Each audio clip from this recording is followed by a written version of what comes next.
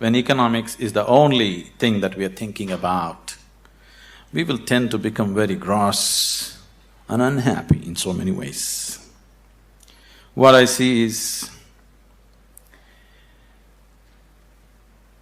we are conducting various levels of programs to very top-level executives in some big corporations in the world, major corporations in the world. What I see is people who have failed in their lives, they're suffering their failure. People who have succeeded in their life, they're suffering their success. If you suffer your failure, it's okay, because failure comes easy. If you suffer your success, that is tragedy, because success doesn't come easy.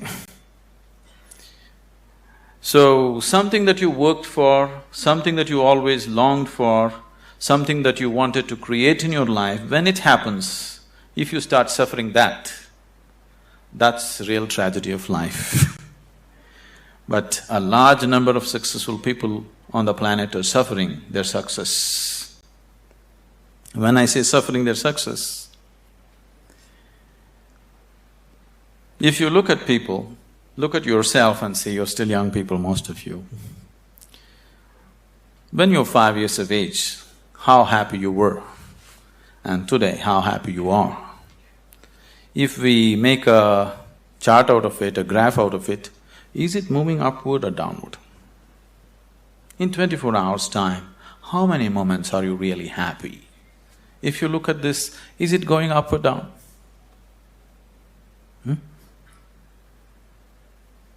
Is it going up or down? Down. So that means you're a bad manager. Because after all, everything that you did in your life is in pursuit of happiness, isn't it? All that you're doing in your life, you're doing it because you believe that is your happiness.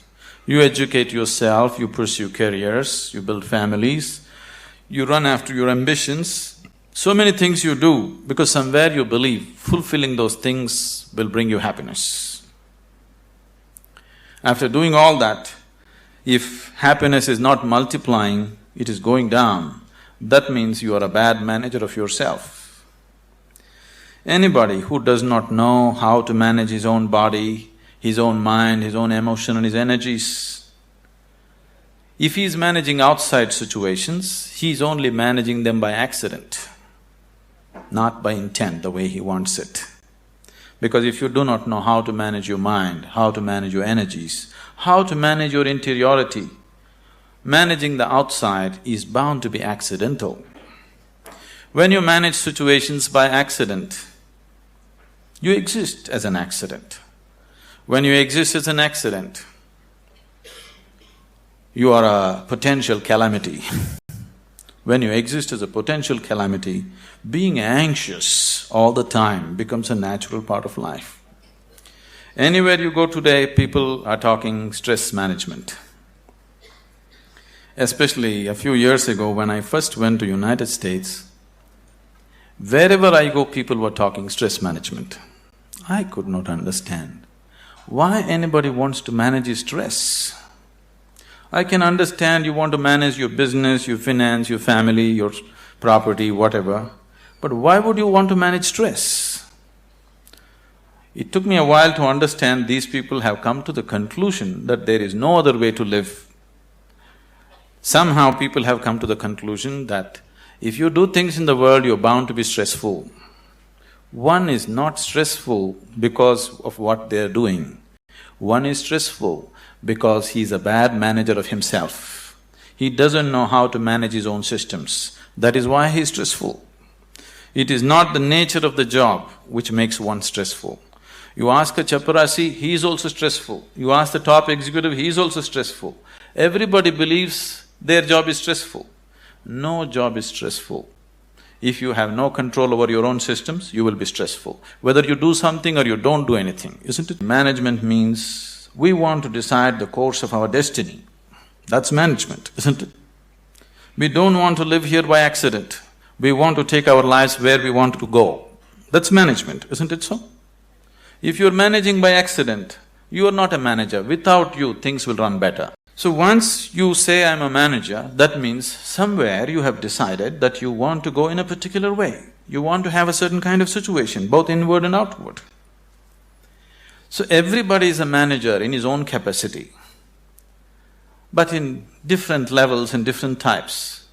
Whether you manage a kitchen where you cook for 4 people, or you manage a large industry where 10,000 people work, fundamentally, if you want to have a good kitchen or a good industry, you must be a good manager of that situation, isn't it? So whether you're managing a little kitchen or a large industry, if you want to manage outside situations, generally you will have to manage material and people around you. If you have to manage 10 people or 10,000 people around you, you have to manage 10 minds or 10,000 minds around you. But if you have no management over your own mind, you managing 10,000 minds is going to be a disaster. In the process of doing something, if we are destroying human beings, which is happening right now, in the process of managing a situation, the man is broken, then this kind of management is no good, because after all, every management that we do is only for human well-being. If we are doing management for human well-being, in the process of doing something, in the process of managing situations, it is not only about producing something or making profit. Human beings should rise to their full potential. If we manage a situation properly, in simple process of working, you and the people who are working with you should be able to raise to their full potential. When I say rising to full potential, not just work potential, but as human beings, they must be able to rise to their full potential. If people work together, then people should be able to rise to the peak of their love, peace, compassion within themselves. If this doesn't happen, then it's bad management, because all management, the basic intent is human well-being. If that is not happening, you're just producing something, you're making little profit, but human beings are getting broken in the process, it doesn't mean anything. So if this kind of management has to happen, that just in managing a business, you find people around you raise to their peak, then you have to spend a certain amount of time in focusing on your inner management. If this doesn't happen, you will only manage situations by accident. What you call as my body is actually a heap of food that you gathered. What you call as food is just a piece of earth that you convert it into food and make it into body, isn't it? So this body is just a heap of food that you gathered over a period of time. What you call as my mind is a heap of impressions that you gathered from outside. Now you have a heap of food and a heap of impressions. If this much gathering has to happen, something more than this must exist, isn't it? If you are capable of gathering such a large body and so much mind, there must be something more fundamental than this. But that never comes into your experience. You're just lost in these two heaps, trying to make some sense out of it. Now, as there is a science, as there is a management science for external well-being, there is a management for science for inner well-being. It is just that most of the time we have not approached it scientifically. We're just believing by doing something, somehow everything will be okay. Right now, people are thinking by educating themselves they will live happily ever after, which you will discover after some time it's not so.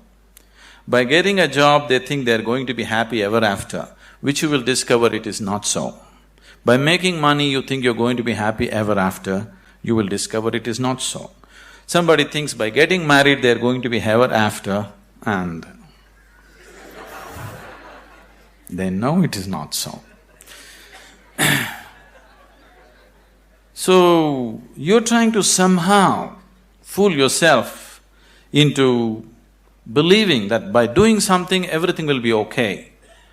Though repeatedly it has let you down, still you believe that something else, some other miracle will make everything okay. It'll not be okay. Please see,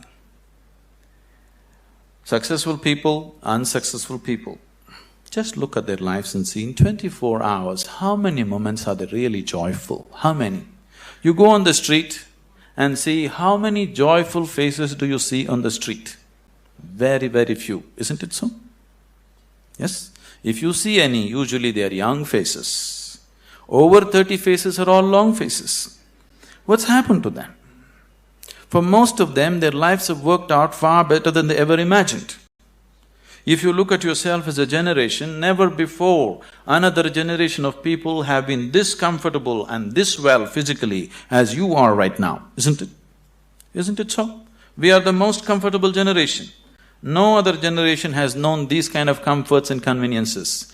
But still, are we any happier than what people were?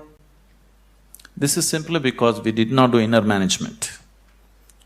We just did external management. One reason why most young people here had never made any effort to turn inward is because today, any thinking person, the moment he can read ABC, speak English and he has extra alphabets next to his name, he develops an allergy towards anything spiritual. This is not your fault. These so-called spiritual people have made such jokers out of themselves. They have presented spirituality in such terrible ways, ridiculous ways, that anybody who has any sense doesn't want to go anywhere near it. Spirituality means to know something which is beyond the physical. Right now, if you exist as a physical entity, as a body, as a mind, because both these things are accumulations from outside, whatever happens outside will happen inside. If what happens outside begins to happen within you all the time, then you being peaceful and happy is always accidental. Because it doesn't matter who you are, how powerful you are, how great a manager you are, external situations will never be 100% in your control. That's the nature of the life. Even if you're just two people in the family, still you don't have absolute control over the situation, isn't it so? As the scope and play of your life increases, you have less and less control over the situations in which you live. That's the reality of life. So if whatever is happening outside is happening within you, you being peaceful and happy in your life is a faraway thing, it's never going to happen. Only when a person begins to experience a dimension beyond the physical within himself, then he can play with the physical world whichever way he wants. He can do the best that he can do with the outside world, but the interiority is undisturbed, always the way you want it. The outside world will not happen the way we want it 100%. At least the inner world should happen the way we want it, isn't it? The outside will never happen 100% the way we want it. That's the reality of life. But at least this one should happen the way we want it. If this is also not happening the way you want it, if your body, if your mind, if your emotions, if your energies are not functioning the way you want it, then this is the worst kind of slavery, because somebody else decides what should happen within you. If somebody else decides what should happen around you, that itself you call it slavery, isn't it so? Yes? Are we in talking terms or no? Okay, that's fine. If somebody decides what should happen around you, that itself you call as slavery. But if someone decides what should happen within you, is it not a more horrible way of being a slave?